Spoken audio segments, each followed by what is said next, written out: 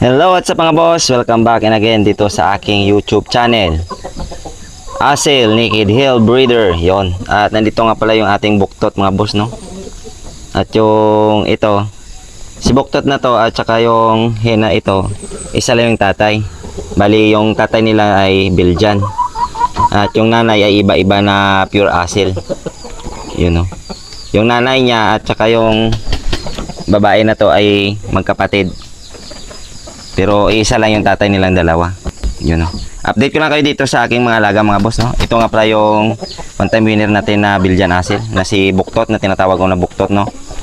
At syempre yung Pakistani natin mga boss na matagal na dito sa atin, na ginagawa na nating breeder kasi isa ito sa mga pinakamagaling na alaga ko, no?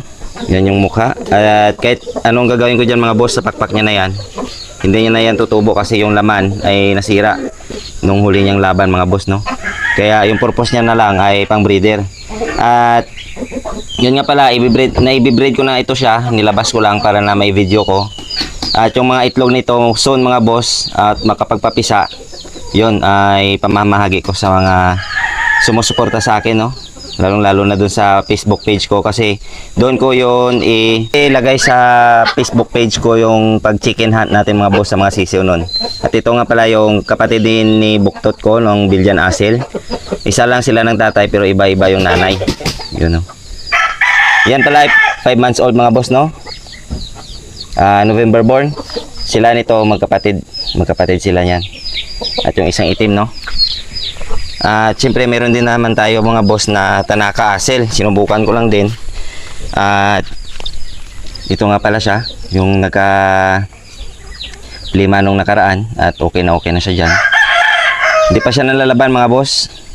Pero antay-antayin lang natin para malaman natin siya kung pwede ba talagang yung Tanaka Asil na maging warrior type o hindi. So masusubukan natin dyan mga boss. At update ko kayo dito mga boss, yung na-breed ko doon sa Pakistani ko.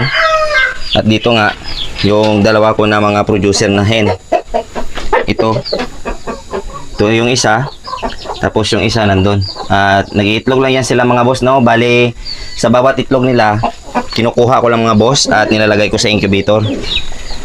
Para tuloy-tuloy lang yung itlog nila. At doon sa labas mga boss, yung stag natin na Pakistani Asil, papakita ko na rin sa inyo. Parang ano lang yung video natin mga boss. Itur ko kayo sa mga alaga ko dito at sa mga kaganapan, no? Ito nga pala mga boss ay 2 months old Pakistani Asil. Yun.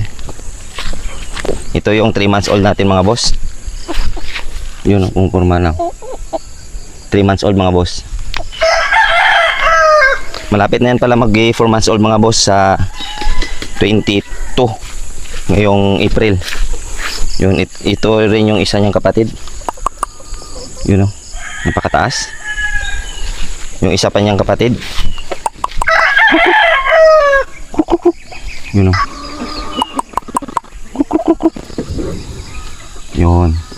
Mga Pakistani Asil yan mga boss. Ito yung pinapaproduce ko sa dalawa na hen. At yung broodcock natin yung isa na sira yung pakpak. At ito rin yung isa mga boss. Pakistani rin yan mga boss, 2 months old. At ito yung isa mga boss. Medyo mailap siya basta may kamera. Pero napakaganda niyan mga boss. Ayan. Yung nanay niyan tsaka yung sa Buktot ko na nanay, isa lang. Tapos yung sa 3 months old natin mga boss ay bali magpinsan lang yung mga sisyo ko dito para magpinsan lang kasi magkapatid yung nanay nila sa nanay at nanay. So yun lang yung update muna dito sa aking munting YouTube channel, sa aking munting manukan mga boss, no? Nahihingal ako. Yun, si Buktot natin tapos yung Pakistani natin na nabili mga boss. So hindi na talaga natin siya may laban, pang ano lang natin siya, pang breeding. At nakapagpaproduce tayo ng mga magagaling at magaganda dito dahil matibay talaga itong Pakistani natin mga boss. So yun lang. At kung nagustuhan nyo yung video ko na to, pa-subscribe naman at pahit na rin ang notification bell para lagi kang updated sa mga susunod ko pa na videos. Yun lang mga boss, no? At lagi nating tatandaan na ang Nikki Del Sports lamang, huwag tayong mapakalulong sa sugal. At lagi nating uunahin ang ating pamilya. Yun lang, maraming salamat and God bless sa ating lahat.